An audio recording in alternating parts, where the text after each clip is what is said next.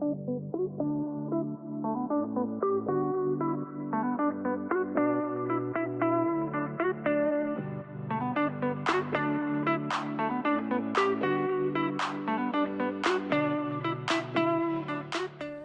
I'm Amanda Dubois, and this is another episode of my Ripple Haven video series in which I am interviewing the most incredible women who are doing the most incredible work. And what's so funny is we've got Eleuthera Lisch right here, who's a very long-time friend of mine. And just before we turn the cameras on, it turns out that some of the other people that are in the room, some other women, like, oh, I know you, and I saw you, and we did that together. And it's just like this whole explosion of connections and contacts, which is actually the whole purpose of doing the video series. So, Eleuthera works in the world of gun violence in a way that's mind-boggling to me, the changes that she's making in the world. So thank you for coming. This is so much fun. My great pleasure. And for what it's worth, what you were just saying about that ripple effect, Amanda, you are the epicenter of that. Like, Aww. If the stone is dropped in the water and creates the ripple effect, then that's you.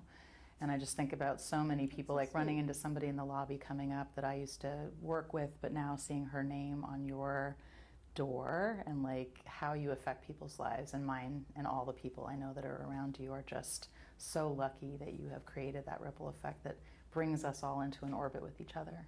That's so sweet. Thank you for saying that. Yes. And thank you for being here. And My pleasure. it was like yesterday, we're texting and we're like, we have to get together sometime soon, and then let's have lunch. And then I'm like, what are you doing tomorrow? Can you come over and be videoed? Yes, and for you, Amanda, you know, Aww, I mean, thanks, of course, anytime, Well, always. this is for you to like tell us what you're doing. So Yeah. I don't even know the name of your title anymore. You like have been working up in the world of gun violence. So remind me your title. Yes, happy to do it. So currently I serve our community here in King County, which of course includes Seattle and all of King County, as the inaugural director of the first ever Regional Office of Gun Violence Prevention in Public Health, Seattle and King County.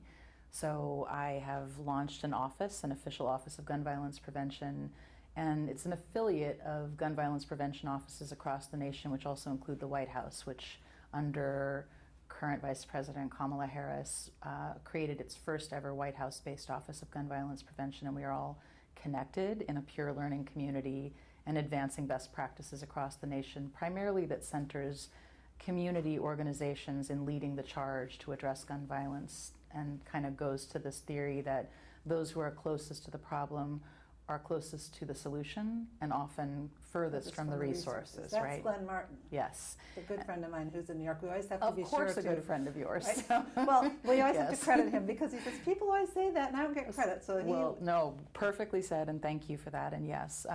But to that point, that is something that we in this work now is a national movement. Community violence intervention is an emerging field of practice that those of us who are many years, myself 30 years in the work of community-led gun violence prevention and public safety work, have tried to make spaces and break the glass ceilings that create a place for folks who are in community work to ultimately advance into higher offices. And at this point, you know, can't get a bigger glass ceiling break than the White House. So it's a really remarkable thing that's happening. And I'm lucky to be a part of it, and a big, really special time.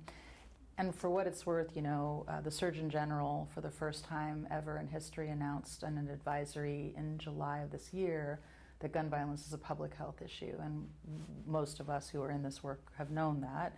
But to see it actually recognized as such, knowing that we are in the most armed nation in the world, 100 guns for every 100, or 120 guns for every 100 Americans.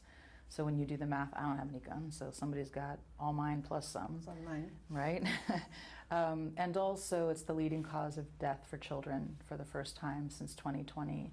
Above all other forms of death, guns are the leading cause of death for children and teens. So the mobilization that's happening to address that and to dismantle the coexisting public health issue of racism and recognize that in communities that need to be invested in because they are the solution have to be centered, and we have to work behind the scenes to advance that. So that's what I'm up to. It's a big job. It's a big job. So let's stop for a second yeah. and talk a little bit about your background and what brought you to this place. And I'm really interested in hearing, like, I feel like to get into a position where you're making this big of a difference in the world, you had to have a brave moment of what made you think that you could do this. That's really interesting. So I think it's direct and indirect. I'm the daughter of a notable political activist who took on hard causes for what he believed in and enculturated me from the very earliest stages of my life. We lived in the center of a bombing target as he protested the U.S. military's use of it to test Agent Orange for Vietnam. And so, like, from my earliest childhood experiences, I was really a frontline baby with this idea that we had a moral obligation to undo injustices and confront things and make transformation. It became very intimate and personal to me. As a survivor of a different kind of violence, I became aware that, really at the age of 17, really aware that violence was a public health issue. I didn't have the language, but I understood that there was something about somebody who could cause harm that clearly had been done harm, and that though harm had been... Hurt people. And hurt people with guns can kill people. And as someone who had experienced that hurt, I knew I didn't want to hurt people, and I knew that I needed to transform my experience into something that could combat violence, but also I had to find a way to do that with empathy and compassion. And so many years of youth work and focusing on young people and helping them recognize the violence that they'd been exposed to and find pathways out of that and build resilience skills and recognize that, you know, they had to find new ways to solve conflict. It just emerged and evolved. So it really started. So when you talk about working with young people, Mm-hmm. what do you do? For somebody who's watching this who sure. thinks this all sounds super interesting, Sure. but what do you do Well, with a young so person? it's got a name now, and we didn't used to call it that. We were just youth workers, and we were helping young people who were somehow disenfranchised connect to meaningful supports and services and care and advance their life. Unknowingly, I wrote a curriculum many, many years ago rooted in this idea that we all needed to be taught how to stay alive and free. It wasn't sort of intrinsic.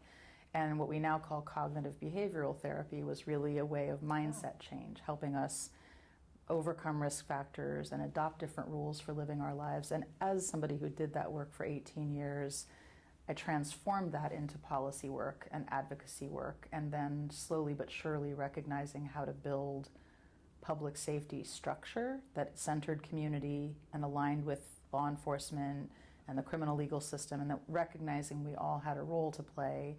I helped advance the frontline work of what is called violence interruption and critical incident response that's not law enforcement based but community based. So what does that mean? Responding to shootings and showing up on the scene in de-escalation and mediation and helping people recover from those immediate moments of trauma to prevent them from being involved in retaliatory violence and to help them heal before it converted into some other form of violence.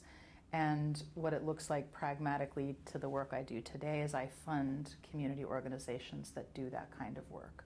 So they are deploying to shooting scenes, they are working within institutions like the criminal legal system, connecting to folks and bringing them out into the community and connecting them to services. Fund a hospital-based intervention, so survivors of gun violence meet bedside with victims of gun violence and help them bridge to care and community as they leave the hospital. You know, I was just going to ask, you know, our mutual friend Davida Briscoe taught me that when there's a gun violence incident, a lot of the times there's this retaliation, and you were talking about that. That's right. Can you talk about, because it's like there's one incident, and then It sort of spawns part into of what a whole happens bunch on the of other street things. is Yeah. they feel like, and that's where you intervene. The work I fund, yes, now. I mean, Okay. yes, You used to myself, do it. many years ago, yes, I was on the street corners in the middle of the night at shooting scenes and working to identify individuals and connect them and form rapid rapport. And essentially, you're convincing someone to cool down and take a pause and make a different decision. And does that work? Yeah, it does work remarkably. And when it's fully funded and when it's well coordinated. And in our case, let's say I'll go back to my years on the front line, we were serving young people up until about the age of 18, and there were a significant number of homicides in that middle, 2000s, early 2000s. And we got, by scaling this kind of service model to various cities in King County, including Seattle, there were almost 4 years where we had 0 youth homicides because yes, and there's nobody else in the country that can name a statistic as significant. And it So was what happened? 'Cause we're back at it. divestment, shift in political will, and Really? and I love that you mentioned Davida. Davida started her career in gun violence prevention working for me in I that remember program that, that I yeah. named teaching that curriculum I mentioned, right? So that these interconnections are are really close. It works when, and when I say it's a movement across the nation right now, places in the country that are funding and fully invested in it, a city like Baltimore is seeing a 37% reduction in homicides, and the city of Richmond, California is seeing a reduction of like 82% in homicides. Now, we in our region are still trending up, and we are a unique region. There's reasons why in Seattle it's not as, we haven't had decades of this kind of work happening because it was interrupted. Something shifted, again, political will and funding. Like they just say, we don't want to do this program or anymore. It worked, and some people get confused, right? We're like, you solved the problem, we don't have the problem anymore, let's turn our gaze elsewhere. And unfortunately, when that happens, it takes centuries to undo things that took centuries to get us into. So the idea that we can cure it in 4 years simply isn't true. But if we sustain it, and we continue to invest in it, we see those kinds of results like I named, and we sustain those kinds of results like I named. So we're working our way back, and there are community organizations that are leading the work, the national experts that are advising on our work, that are bringing their expertise and excellence here. And you know, speaking of ripple effect and connections, we really share the best that we have with each other all over the country. Baltimore cares about Seattle, cares about King County, we care about Baltimore, we care about Detroit, we care about Chicago. We are all trying to address the same thing, and we're trying to share the things that work with each other to advance the cause wherever people are working on it. But you know, it's interesting in these political times that we're in. This is, as I mentioned, leading cause of death for children and teens, leading cause of death for specifically Black and brown young adults. It is going to take us a while to bring it to the kind of scale where people are safe and thriving. And that's what we're looking for. That's what we're hoping for. And so talk about how that works with the Surgeon General sort of on a national level, because we're heading into an election, which is really important. Yeah. And what should people be like looking out for or paying attention to in that regard? Well, in the context of the Surgeon General's announcement and recognizing gun violence as a public health issue, it's significant because it takes some stigma out of it. I think people assign gun violence to problematic behavior or certain people and have attached a lot of sort of derogatory understanding of what it is. And making it a health issue, making it a health equity issue, changes how we treat it. So rather than punish it, we treat it. And that with this rallying call to public health departments, we have our office very strategically within a public health department so that we can have the kind of reach that public health has, so that we can... So do you like work with doctors?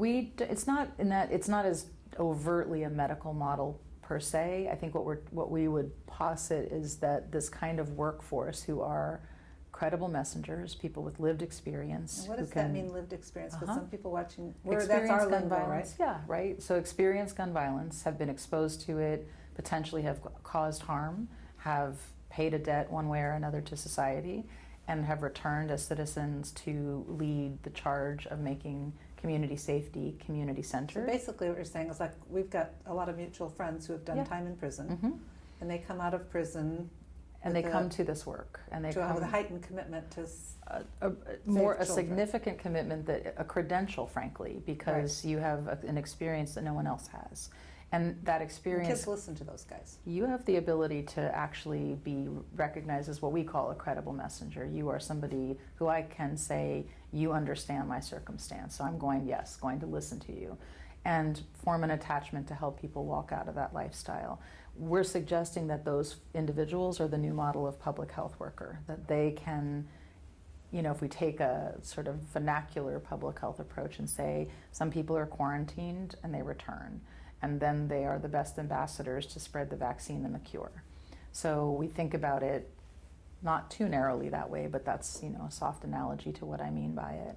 Do you work with people in prison to help prepare to come out and work in the community? Some of the organizations we fund do. We, you know, I mean, it's an interesting thing. I was on the front lines so long, I probably still sound like I am to some degree. I fought for the people, now I fight for the people who fight for the people. So one step removed. Let's say that again. So I used to fight for the people, now I fight for the people who fight for the people. That's pretty profound. Well, thanks. It's really important work. Well, I appreciate that. And also the work that connects you and I mean, I came to my knowing of you through this very shared perception of value of humanity intrinsically, and that we are creating opportunity and pathways for people with that exposure and their kind of humanity to be a part of the catalyst for change in other people's lives and freedom. So that is both effective. We're also right now working on building an academy of community-led safety to credential, in the most traditional sense, to credential people to do this work. So their lived experience obviously can be a prerequisite, but really giving the skills and the sort of certification and cross-training with other first responder entities, because they really are first responders. So talk about how that works. So you're talking about the police and the medics and firefighters. And so they would all be working together with these people that have been in prison. Well, these people that have been in prison are proximate. That's not 100% correlative. Like, not everybody who does this work actually did time, but they were in the proximity of the lifestyle. They were involved in the lifestyle. And so but those people, working, we're going to call people lived experience, with parallel professional work with law enforcement and firefighters and EMS workers, and that all of them have a role to play. And they're distinct roles. They don't necessarily cross. They are parallel lanes. And how is that received by the police and the firefighters and the medics? Yeah, it's interesting. So I think that as we continue to grow the field, people are recognizing that first and foremost, law enforcement, medics, and firefighters are reactive. That is the nature of the jobs that they hold. These workers are reactive when they have to be, but they're proactive in the sense that they can be building those relationships all the time and deter things before they happen. So the law enforcement officials in the country that really recognize this practice as a core pillar of a really holistic public safety framework recognize the value of that role, because frankly it makes their job easier. Yeah. If you're preventing violence and I'm only having to do the small percentage of the population that couldn't be prevented from being involved in violence, really we're all going to win. And I think we're working really hard to advance that right now, to really build that recognition, again, of the professionalism of this field. So how do you go about whatever you call credentialing these people with lived experience? Is it like a It's coursework. We're building the template for this academy, and the academy maybe looks a little like a police academy, but it is an academy of public safety work that is for this particular workforce. So what would they be being taught? To interrupt violence, to mediate, to de-escalate and diffuse tensions, to do mass crowd control, to work with escalated individuals and both get them to safety and secure spaces to make sure that the public is safe. Also to do work like cognitive behavioral intervention, mindset change work with individuals who have shown themselves to be, impulsive and reactive, and help them have self-regulation. And so if you're going to give an example, there's a gun violence incident. Yeah. And then what, these people would be deployed. They're deployed. And they would do what? So it depends. Let's take a very sort of cinematic perspective. We arrive at a scene, and there are individuals who might have been involved in the conflict, and they're assessing that scene and determining who is the best person for them to make contact with to understand the conflict that just happened. And as they ascertain that conflict, they're doing follow-up with each individual that they have credibility to access. They're also, to some degree, doing crowd control, because very often a scene like that is heightened, emotional. People are showing up, they're finding out things. That scene now may translate to the hospital. After EMS takes somebody to the hospital, tensions flare at the hospital. There's a misunderstanding, fingers are being pointed, accusations are being lobbed, and they are cooling everybody down. They are really focusing on that. So are people at the hospital trained to be familiar with these people who are coming in to de-escalate? So we fund a whole intervention at the hospital that's community linked. Wow. So we're paying for social workers and survivors of gun violence who are peer advocates who work bedside with victims, and they are working right alongside those other violence interrupters and critical incident responders and street outreach workers. Now, I'm assuming in a lot of these situations somebody gets arrested. In many cases, yeah, and sometimes it takes time. Sometimes that's not in the hospital, if somebody caused the harm and they're laying there, and that could happen right away. These workers are not responsible for casework. Their job is not to close cases. Their job is not to direct law enforcement towards a conclusion. Their job is to prevent retaliatory violence, future violence related to what happened. Super interesting. Yeah. And they need to understand that because they have no badge, they have no gun, they have no protective gear, and they're doing this on the strength of their merit and credibility in the streets and relationship. And the most powerful tool they have is relationship. And so law enforcement needs to also, and does understand, that they are not to be put in harm's way. Because one misunderstanding, I myself, back in the day when I was on the front lines, had to be in protective custody 5 times because people misunderstood my role, and I was either snitching or I was trying to close a case. You know, I was somehow affiliated with law enforcement. And we've worked hard in this field to understand, again, those parallel lines, not intersecting lines, that this work happens alongside of each other, and we each have a role to play. And again, the outreach workers and the street teams and the violence interrupters, they're doing what they do. Law enforcement has to do what it has to do. And their job is to determine whether something needs to result in an arrest. So for people that are watching that really don't know anything about this, which sounds like it's really cutting edge research and really super important to the safety of our community, what could somebody do who thinks, oh, I'd like to either help out with this or get involved in some way or try to make a difference, or I want to learn more about it? That's great. So if you want to get involved, find out what's happening in your local community, find out who's doing community violence intervention, and then go with what you have the means to do. Fund them, volunteer, get engaged, support their fundraisers, show up, know, and spread the word. Then again, kind of always think about especially our relationship, like, you know, be involved and actively engaged in the political reality that makes this work possible. So vote up and down the ballot for your candidates that you believe will advance responsible gun ownership, gun safety laws, and full funding for community violence intervention. And public health. And public health. Fund your public health department. And recognize that public health is charged with doing a lot of invisible work. The opioid crisis is a public health issue. Racism is a public health issue. There's racism as a public health issue happening in public health departments, including King County. So, and again, in addition to gun violence. And then sort of for all of us at the most accessible level, I would say, is that, as I mentioned, gun violence is the leading cause of death for children and teens. If you know a young person, if you care about young people, if you care about people who care for young people, get involved. One caring adult is the catalyst for change in almost any young person's life. And you can be, any of us can be that person. And it is important that we protect our young people's social interactions and help them navigate a world that has changed since I was growing up, you were growing up. And COVID has really had, and we still probably don't know all the implications yet, but the desocialization, the lack of access to protected spaces, schools, safe havens, the fact that they grew up having to entertain themselves to video games and media. As a side note, young people are exposed to over 200 images of violence, but before they're, on average, before they're 18 years old. 200,000. So 200,000 images of violence. And the video games and stuff. Television, movies.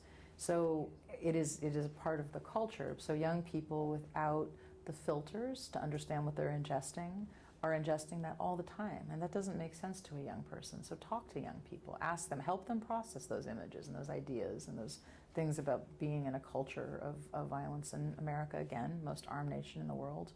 And it is a confusing place. COVID also ramped up gun ownership. It went up, I think, over 600%. It was a ridiculous amount of proliferation of weapons and a proliferation of gun ownership. So that's what our young people are up against. And if you care and you want to be involved, there really, really is numerous ways to get involved. We all have a role to play. We are all responsible for our mutual public health. And the sayings I'm very fond of, but I think about a lot, is none of us are safe until all of us are safe, and none of us are well until all of us are well. So I can't just sit in my corner being safe and well if you're not. And I think if we take that responsiveness to each other, to our overall mutual safety and well-being, we'll do all right.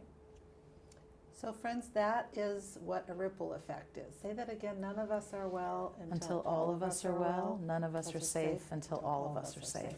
there you have it. Thank you so much. My great pleasure. It was such a pleasure. Thank you so much. I love you so much. Love you so much too.